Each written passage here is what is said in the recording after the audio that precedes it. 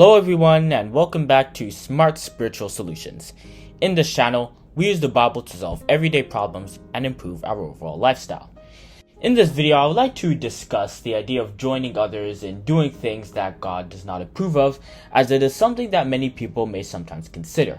Some may want to do it because they may find those kinds of things attractive, or maybe because they want things that they feel that they can only get if they leave a godly lifestyle. For example, they may join others in, drugs or protests, despite being advised against it in Romans chapter 13 verses 1 to 7, or maybe celebrating certain holidays because you see others celebrating it, and not because it has anything to do with God, or doing other things that God does not advise, just because you see other people doing those same things. But as for the Bible, it does give us a clear description of what God actually thinks about this. One important verse I should mention is what St. Paul told the Galatians: "Howbeit then, when ye knew not God, ye did service unto them which by nature are no gods. But now, after ye have known God, or rather are known of God, how turn ye again to the weak and beggarly elements? Wherefore ye desire again to be in bondage." So if we see people doing what God does not approve of, we should never join them, no matter what the case is. King Solomon said, "My son, if sinners entice thee, consent thou not. If they say, Come with us, let us lay wait for blood, let us lurk privily for the innocent without cause. My son, walk not thou in the way with them.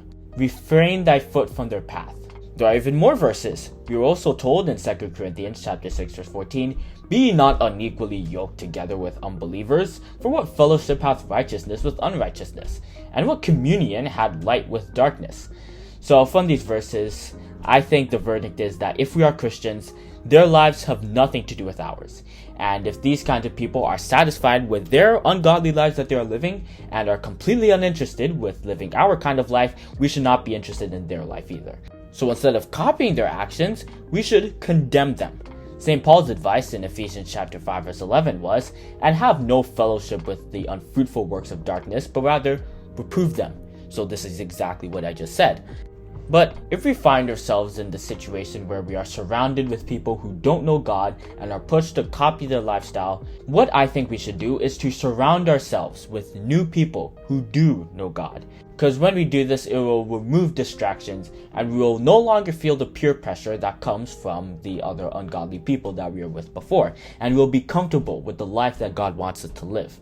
And if we are worried that we may never find these kinds of people, the Bible lets us know that if we seek God's things, the way people seek money, we are guaranteed to find it. And this is also included in that.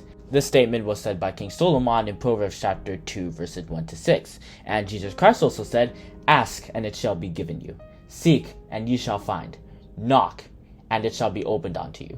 But on the other hand, if we don't decide to do this and surround ourselves with godly people, then we will definitely be affected.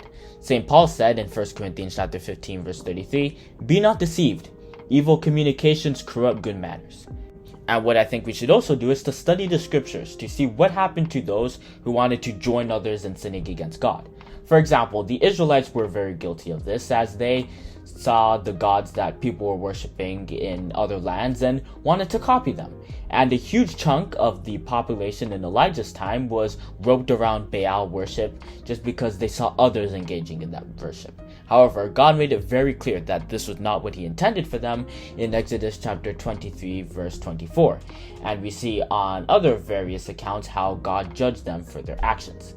And there are many other examples of people who did this, but the point is, we should never just do things because we see other people doing them and we may think that they're cool, but instead, we should always try our best to stick with God for our own future.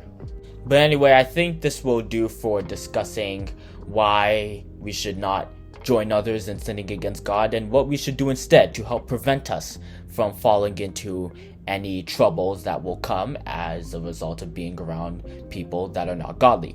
If you have enjoyed this video, I'll greatly appreciate if you hit that like button and also the subscribe button, so you'll be able to join this growing community of Bible enthusiasts, and also to click the notification bell so you'll be aware of when we come out with another spiritual advice video. Have a great day, and we'll see you in the next one.